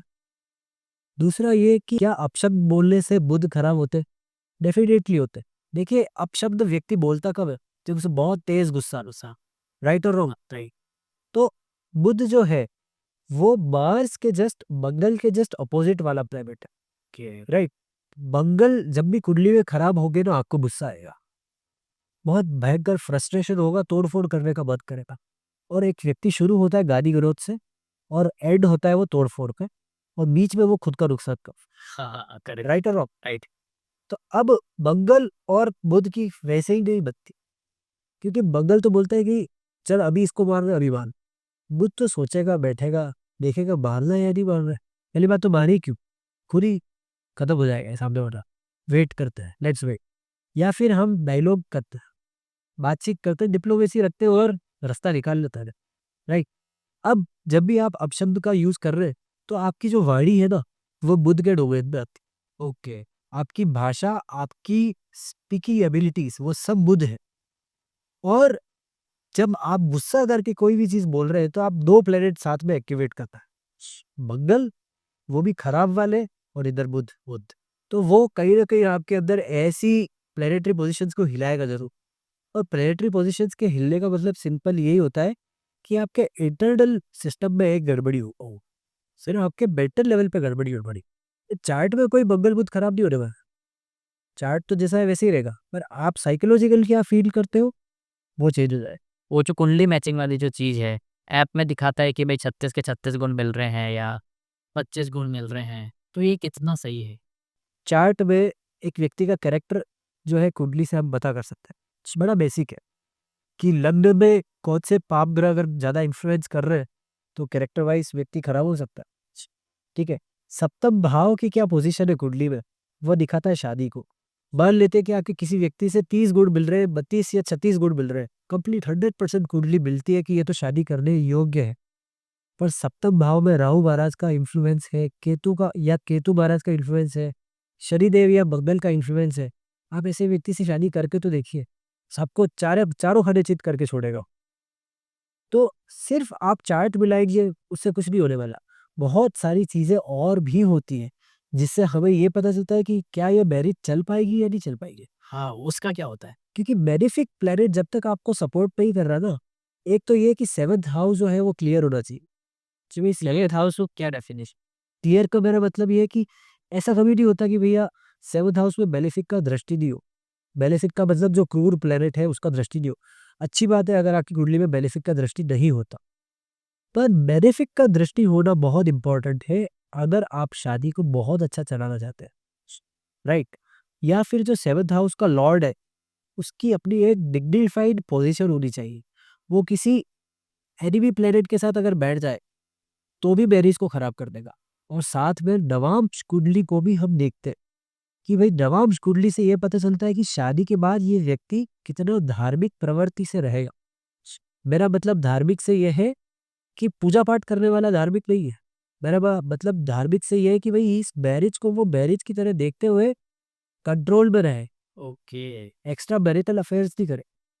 ये सब चीजें जो है वो डी9 कुंडली से पता चलती, और डी1 कुंडली में भी काफी ज्यादा इम्प्लीकेशन पता चल जाएंगे। फॉर एन एग्जाम्पल, एक लड़का है जिसके शुक्र देव बहुत ज्यादा पीड़ित है, राहु के साथ भी बैठे हुए, मंगल भी देख रहे हैं, शनिदेव भी देख रहे हैं। ऐसे व्यक्ति का भले ही 7वां भाव बहुत मजबूत हो, पर ये व्यक्ति 100% एक्स्ट्रा मैरिटल अफेयर रखेगा, मतलब है आप कुछ भी कर लीजिए वहां पे, कोई और ऑप्शन ही नहीं। तो वहां पर वो चीज फेल हो जाती है कि भाई आप अपने हिसाब से कुंडली मैच कर लेते हैं और आगे बढ़ जाते हैं। डेफिनेटली आपको एक अच्छे ज्योतिषी के पास जाना चाहिए जो आपको इन डेप्थ ये बता सके कि भाई इस व्यक्ति का कैरेक्टर कैसा रहने वाला है। क्या नवमांश कुंडली में शादी होने के बाद कुछ बहुत बड़े बदलाव आएंगे क्या, और ऐसे व्यक्ति से भी शादी करने का क्या फायदा है जिसको मान ले कि भाई 2 साल बाद बहुत ऊपर नीचे समय आने वाला है, एक्सीडेंट ही होने वाला है, या फिर लाइफ में बहुत बड़े लॉसेस लगने वाला है। मान लेते किसी के 8वें भाव और 12वें भाव की दशा चल रही, तो आप उसके शादी तो आपने कर ली, पर अब लॉसेस ही लॉसेस देखने को मिल रहे हैं। तभी वो कहते हैं ना, शादी से पहले तो बढ़िया चल रहा था, एकदम से क्या हुआ? बिल्कुल। और सारी चीजें इसमें ऐसा भी होता है कि जो जिससे कि ये शादी, उसका भी इन्फ्लुएंस हो रहा है आपकी कुंडली पे। डेफिनेटली, देखिए 2 लोग जब साथ में रहते हैं ना तो एक दूसरे का भाग्य शेयर करते हैं। इसलिए बोलते हैं कि शादी के बाद डी9 डिविजनल चार्ट 9 मतलब भाग्य का भाव शुरू हो जाता है। अभी मेरा एक दोस्त है जो शादी के पहले बहुत मेहनत की, उस लड़के ने, मेरा बहुत अच्छा मित्र है वो। और शादी के बाद जितने उसके लाइफ में मैं देख रहा हूँ कि वो एंजॉय कर रहे हैं ना, उतना हम सब में से कोई भी नहीं कर। क्यों? क्योंकि उसके भाग्य का भाव बहुत मजबूत है। तो जैसे ही मैरिज हुआ उसका भाग्य का भाव चालू हो गया। ओके। और जिसके भी साथ आप रह रहे हैं उसका तो इम्पैक्ट आपके ऊपर आएगा ही आएगा। आप कैसा सोचते हैं, कैसा बोलते हैं, कैसा खाते हैं, ये सब इम्पैक्ट करता है हमारी संगति से, राइट और राइट। तो अब ऐसे लोगों का इम्पैक्ट तो भाग्य आपके ऊपर पड़ेगा ही पड़ेगा। किसी भाग्यशाली व्यक्ति के साथ आप शादी कर लोगे तो उसके भाग्य से आपको भी तो खाने को मिलेगा। हाँ, सही बात। तो ये आपको भी अपॉर्चुनिटी मिलेगी। तो ये तो है ही है कि भाई भाग्यशाली व्यक्ति के साथ जाएंगे तो भाग्य उदय होगा। अक्सर इंसान को दिलासा देने के लिए ये कहा जाता है कि मेहनत करोगे, हार्ड वर्क करोगे तो तुम्हारी किस्मत पलट जाएगी या उसमें परिवर्तन हो जाएगा। बट मैं ऐसा मानता हूँ कि 99% होती है आपकी किस्मत और 1% होता है आपका हार्ड वर्क। इसको एज़ अ ज्योतिष आप क्या डिफाइन करो? देखिए, किस्मत जैसा ज्योतिष पे कुछ भी नहीं होता। मैं आपको बार बार बोल रहा हूँ कि भाग्य का भाव, भाग्य का भाव। पर सच बताऊं, भाग्य भी उन्हीं लोगों का फेवर करता है जो मेहनत करते हैं। क्यों? क्यों? थोड़ा सा इसको समझते हैं। देखिए, पहली बात तो ये है कि आप आपको जो भी ग्रह मिले ना आपकी कुंडली में वर्तमान में, वो सब ऐसे मिले कि आपके पूर्व पुण्यों के बेसिस पे आपको ग्रह मिले अच्छे वाले, और पूर्व आपने पूर्व में जितने भी पाप किए उसके बेसिस पे आपको नेगेटिव वाले ग्रह मिल गए। करेक्ट। या कोई ग्रह डेबिलिएट हो गया तो ये दिखा रहा है कि भाई पुराना कर्जा आपको पे ऑफ कर, करना है, हाँ। राइट और रॉन्ग? अरे हाँ, इसमें एक और थोड़ा-सा इंटरप्ट करता हूँ, जैसे किसी ने कर्ज़ा लिया इस जन्म में और उसकी डेथ हो गई बिना दिए, तो अगले जन्म में वो क्या करेगा उसमें? डेफिनेटली आपको पे ऑफ तो करना ही पड़ेगा। ये सब कुछ, the whole world is all about give and take. Universe आपको देना है लेना है, कर्म बन रहे हैं। और कर्म का मतलब क्या होता है? सबसे पहला तो ये कि कोई ना कोई एक सर्टेन एनर्जी किसी एक सर्टेन डायरेक्शन में क्रिएट हो गई, वो जब तक न्यूट्रल नहीं होगी ना तब तक आपको उसके अभेस में काम करना ही पड़ेगा। पे ऑफ करना नहीं है। आप आज करो, कल करो, परसों करो, 10 दिन बाद आपको करना है, मतलब कब का है। आपको पता है भीष्म पितामह को शैया पर लेटना पड़ा था, तीरों की शैया। हाँ, तो भीष्म पितामह के पास एक दृष्टि थी। उस दृष्टि से शैया पर लेटे लेते वो कई जन्मों पीछे चले जाते हैं, और उनको एक भी चीज ऐसी नहीं दिखती कि यार मैं इस तरीके से क्यों मृत्यु हो मेरी, इच्छा मृत्यु तो है पर ऐसे क्यों मरा ना। तो जब वासुदेव कृष्ण उनके पास आते हैं ना, तो कृष्ण से वो पूछते हैं कि यार भगवान, इतना तो सब कुछ मैंने नहीं किया खराब, सब बहुत सारे पिछले सैकड़ों जन्म मैंने देख लिए, सब अच्छा ही था, तो मैं ऐसे क्यों मर रहा हूँ। तो कृष्ण उनको बोलते हैं कि तुम बस एक जन्म और पीछे जाके देखो तुमने क्या किया था। तो वहां पर एक जन्म पीछे उनकी दृष्टि जब वो लेकर जाते हैं उनकी योग विद्या से, तो देखते हैं कि वो एक राम जी का जो घोड़ा होता है ना, क्रिकेट जिसको बोलते हैं, उसके अंदर वो तीलियां फिसा रहे होते हैं। उस वजह से उनको वहां पर ऐसी मृत्यु मिलती है। तो कर्म तो आपको पे ऑफ करने ही कर्म है। और दूसरी रही भाग्य की बात। देखिए भाग्य क्या होता है पहले ये समझता। सबसे पहले ये देखते हैं पंचम भाव कुंडली का क्या दिखाता है। पंचम भाव बुद्धि को दिखाता है, राइट, इंटेलेक्ट को दिखाता है, और पूर्व पुण्यों को दिखा रहा है कि पिछले जन्म में आपने क्या पुण्य किए थे, उस हिसाब से आपको बुद्धि देगा भगवान। अगर आपने खराब काम किए तो आपकी बुद्धि में राहु केतु का इन्फ्लुएंस जरूर होगा, या बेनिफिक प्लेनेट का इन्फ्लुएंस आ जाएगा, जिस वजह से ये मगज ही सही काम नहीं करेगा। आप डिसीजन क्या लो, सीधे सीधे चलते चलते गिरने जैसा काम दो, ठीक है। तो पूर्व पुण्य अगर आपके अच्छे हैं, फिर वहां से पंचम, मतलब एक कॉन्सेप्ट होता है ज्योतिष में भावात भावप का, तो वहां से पंचम जो है हम देखते हैं नवे भाव को कुंडली के, जिसे हम बोलते हैं भाग्य का भाव। अब भाग्य का भाव मतलब आपकी कंप्लीट जो बुद्धि है ना, वो पांचवें भाव प्लस नवे भाव से देखी जा रही है। तो आपकी एक हो गई कॉन्शियसनेस, और एक हो गई सुपर कॉन्शियसनेस। एक हो गया रैशनल माइंड जो सब कुछ चीजें देख रहा है, और एक उसके भी ऊपर इंट्यूटिव माइंड, वो नाइन्थ हाउस। तो आपको इंट्यूटिव एबिलिटीज जितनी ज्यादा होती है ना, वही आपका भाग्य है। वास्तविकता में भाग्य क्या है कि आपको इंट्यूशन आया और आप राइट समय पे राइट जगह पे चले गए। जो राइट डिसीजन है at right point of time. You had that gut feeling, हाँ, राइट और? करेक्ट। अब वो गट फीलिंग भी आपकी सही नहीं होगी तो क्या होगा? अब गट फीलिंग आएगी कहाँ से? एक तो पंचम भाव से कि आपका पूर्व पुण्य कितना है, और उससे पंचम जो भी है यानी कि नवा भाव, उस लॉर्ड की जो भी पोजीशन होगी, वहां से आपको इंट्यूशन आएगा। और अगर इंट्यूशन आएगा तो आपका भाग्य तो जागा हुआ है। तो इस हिसाब से हम भाग्य को देखते हैं, पर वो सब तय कब होगा? जब आपके पूर्व पुण्य अच्छे होंगे। मतलब वो भाग्य भी एक ही चीज को इंडिकेट कर रहा है, पूर्व जन्मों के कर्मों को। कोई भी चीज ऐसी नहीं है जो आपको ऐसा थाली में आके गिर के मिलेगी। नहीं जी, ज्योतिष इसको मानता ही नहीं है। भाग्य का सीधा मतलब होता है आपने पिछले जन्मों में अच्छे काम किए थे। और अब आप बात करते कि भाई ऐसे ही सब कुछ मिल जाएगा, बिल्कुल भी नहीं मिलेगा। अगर आपके ग्रह अच्छे भी हैं तो वो एक निश्चित समय तक ही उनकी दशा में आपको फल दे गए। जैसे वो खोए का कट वो खत्म हो जाए। वो दशा खत्म होगी, आपका बिहेवियर चेंज हो जाएगा, और उस समय आपको आपके अच्छे कर्म ही बचेंगे। और अगर वो नहीं है तो फिर आपको देखना पड़ेगा कि आप आगे क्या। जो भी व्यक्ति है, उसका जो मंगल है वो बहुत भारी होता है, तो उसको अपन मांगलिक कहते हैं और उसको अच्छा नहीं ट्रीट किया जाता है। तो मांगलिक ही इतना क्यों आता है उसमें? बाकी और भी ग्रह हैं बट मंगल को ही इतना क्यों बोल रहा सबसे पहले मैं ये बोलना चाहूंगा कि भाई कुंडली में 12 भाव होते हैं। उन 12 भावों में से कुछ पर्टिकुलर प्लेसेस पे अगर मंगल बैठ जाता है तो ऐसे व्यक्ति को बोलते हैं कि भाई ये मंगली है या मंगलिक है। सबसे पहले कुंडली का 12वां भाव, यहाँ पर अगर मंगल बैठते हैं तो ऐसा व्यक्ति बगली माना जाता है। क्यों? क्योंकि ये बेड प्लेजर को शो कर रहा है और बेडरूम को भी शो कर रहा है। तो मैरिज में वो एक फाइट लेकर आता है कि भाई बेडरूम के अंदर इनकी फाइट होना तय है।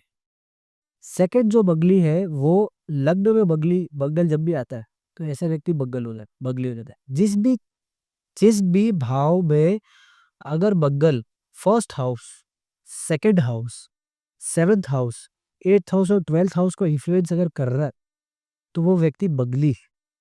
फर्स्ट हाउस आपकी पर्सनैलिटी का हो गया, तो ऐसा व्यक्ति जनरली एक डोमिनेंसी के साथ ही बिल्ड होता है। लग्न में जिनका भी बंधन है ना, वो आपको देखने को मिलेगा कि थोड़े स्पोर्टी नेचर वाले लोग हैं, इनको चीज़ें जल्दी जल्दी चाहिए, हाई एनर्जी वाले लोग हैं। और देखिए बगली होना बुरी बात नहीं है सबसे पहले, क्योंकि अगर आप बगली है तो आप चाहेंगे कि आपका प्रभुत्व हो, आप अपनी बात जमा के रखें। तो जो भी लोग बगली है भाई ये वो सुन ले कि अगर आप बगली है इसका मतलब ये है कि भाई आप चाहते हैं आपकी बात छबे और जब के रहे। तो ऐसा किसको नहीं चाहिए परित्व। सही। पर जब भी ये चीज़ मैरिज में होती है ना, तब प्रॉब्लम होती है। क्योंकि सेकंड हाउस वाला बंगल क्या है कि सीधा गाली-गलौज पे आता है। क्योंकि सेकंड हाउस से तो हम क्या देखते हैं? हम देखते हैं भाई बोलता कैसा है? हाँ, खाता कैसा है? वेल्थ एक्यूमुलेशन कैसा करता है? जब भी पैसों की बात आएगी तो ये व्यक्ति बोलेगा जी मेरे हिसाब से ही चलेगा, मैं नहीं छोड़ूंगा 1 भी रुपया। जब भी ये बात आती है कि भाई थोड़ा-सा भी इनको गुस्सा आता है ना, तो इनकी भाषा खराब होती है पहले। ये सीधा गाली देंगे। गाली भी ऐसी कि आपको लगेगा अरे! क्या गंदा बोला है। 8th हाउस में मंगल हो जाए, तो अब ऐसा व्यक्ति क्या है कि जनरली ससुराल पक्ष में इन लोगों की फाइट देखने को मिलती है। मेरे एक मित्र है उनकी कुंडली में 8th हाउस में मंगल है। इन्होंने बड़ी मुश्किल से मैरिज की और ससुराल वालों से आज तक लड़ झगड़ रहा है। 8th हाउस में मंगल है। या फिर जनरली देखा गया है अगर वो कंडीशन है वहाँ पे मंगल की पोज़ीशन अगर खराब है 8th हाउस में, तो ऐसा होता। श्री राम की कुंडली देखते हैं हम अगर 7th हाउस में इनके मंगल थे, उच्च के एक्सॉल्टेड मंगल है। मतलब फुल पावर पे है मंगल। अब देखिए श्री राम भी मंगली है, पर इनको अपनी वाइफ को लेके कितनी बड़ी फाइट लड़नी पड़ी। ये मंगल युद्ध का कारक है, मंगल लड़ी झगड़ों का कारक है, पर वहां पर वो उच्च के स्थान पे बैठे। तब उच्च के स्थान पे मतलब वो ये कह रहे हैं कि भाई सीता जी भी क्या रिप्रेजेंट कर रहे हैं कि सीता जी भी बहुत तेजस्वी, यशस्वी और पावरफुल लेडी की तरह डिनोट कर रहे हैं। जनरली आपने जो रामायण देखी होगी ना उसमें सीता जी को बड़ा कोमल दिखाया हुआ है। हाँ। पर एक रावण के यहाँ रहना, राक्षसियों के बीच में रहना 14 साल तक, और वो ऐसे अपने हाथ में ना एक घास का एक तिनका लेकर रखती थी, और उनकी इतनी शक्ति थी ना कि रावण उसके आसपास नहीं फटक सकता था। ये पावर होती है एग्जॉल्टेड मंगल की अगर 7th हाउस में आ जाए। पर लग्न स्वामी को तो उसके लिए फाइट लड़नी पड़ी पूरी की पूरी। हाँ, कि अरे सीता जी को अगर वापस भारत अयोध्या लाना है तो मुझे जंग लड़नी पड़ी। तो मंगल जहाँ बैठते हैं वो लड़ाई देते हैं। उच्च के हो गए तो बहुत अच्छी बात है, पर खराब हो गए तो फिर खून वाली लड़ाई कि भाई मारपीट भी हो सकती है। तो मंगल एक दृष्टिकोण से बहुत अच्छे, पर शादी के दृष्टिकोण से अच्छे नहीं है। पर अब अगर आपकी शादी बगली से ही हो जाए, हाँ, तो क्या होगा? दोनों गाली गलौज करेंगे और शादी हो जाएगी। ओह! फिर तो जाएगा वो। हाँ, बस इक्वल, इक्वल, इक्वल। अभी यहाँ पर एक बोले जा रहा है और दूसरा बेचारा सुने जा रहा है तो उसको लगता है ना कि यार कहाँ जाऊँगा? पर इधर से भी आवाज़ बराबर आती है, दोनों इक्वल हो जाती है ना? डोमिनेंसी बराबर रह जाएगी। और एक और चीज़ मानते हैं कि भई 28 साल की उम्र के बाद मंगल जो है उनका प्रभाव छोड़ देता है। कब हो जाता है? ये ऐसा है कि भई 28 साल की उम्र जब आपकी हिट होती है, तब आपके एनर्जी लेवल्स ऑटोमैटिकली डाउन होना शुरू हो जाते हैं। और तो आप इतने ज़्यादा डोमिनेंसी में नहीं आते हैं। 28 साल की उम्र में के बाद वैसे भी व्यक्ति को बुद्धि आ जाती है, एक्सपीरियंस आ जाता है, अकल आ जाती है। अगर उसे समझ है अपनी शादी चलानी है, तो डोमिनेंसी तो नहीं रखे। हालाँकि ग्रह अपना प्रभाव नहीं छोड़ते, फिर भी एक व्यक्ति में समझ डेवलप हो जाती है 28 साल तक आते-आते। तो ऐसे करके मंगल का एक इम्प्लीकेशन खत्म हो जाता है वहाँ।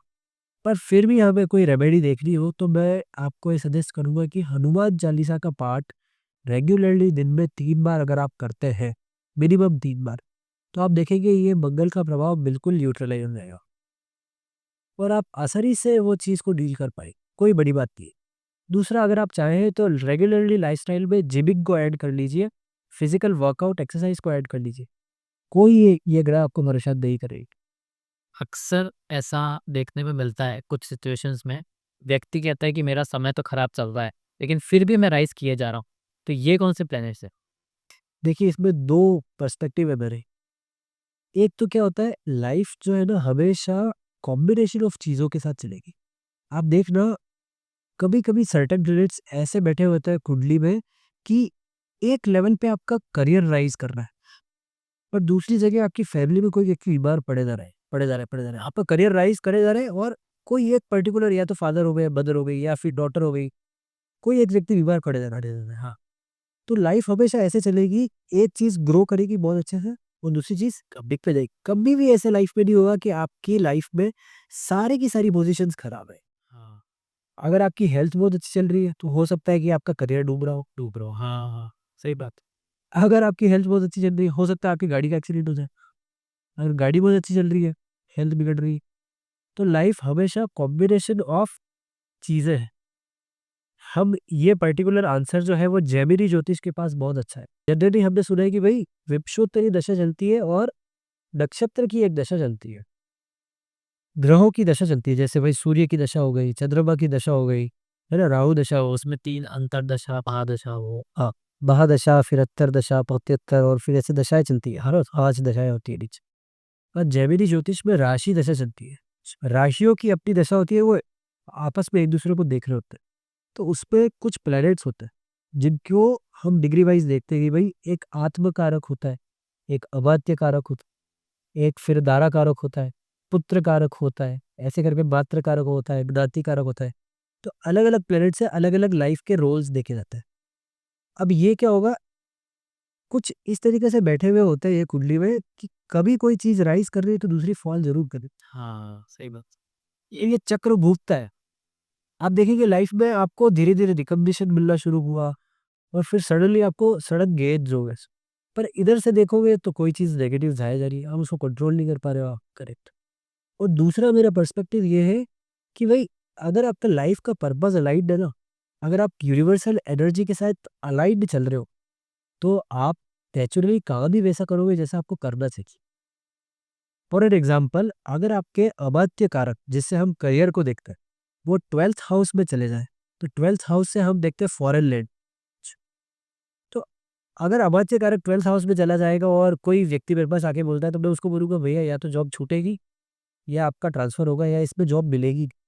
पर लाइफ़ का पर्पस अगर अलाइन्ड है ना, तो उसको एक ऐसी कंपनी मिलेगी जो फॉरेन में बैठवाने में बैठी है, करेक्ट है। अब उसका करियर भी चल रहा है और यहाँ पर वो भाई साहब कमा भी रहे, दबा ही रहे। हाँ, करेक्ट। तो ये तो डिपेंड करता है आपके ऊपर वही ग्रेस कितना है या आपको राइट टाइम पे राइट थॉट आता है क्या? That is all the game of intuition tuition. Ketu, Ketu Maharaj का कृपा है और केतु महाराज भी काम जब करते हैं जब गुरुदेव आपके साथ हो। हाँ, बृहस्पति। बृहस्पति का ब्लेसिंग है तो केतु का करेगा क्योंकि विज़डम के बिना तो इंट्यूशन है नहीं। ऐसे चीज़ें चलती है।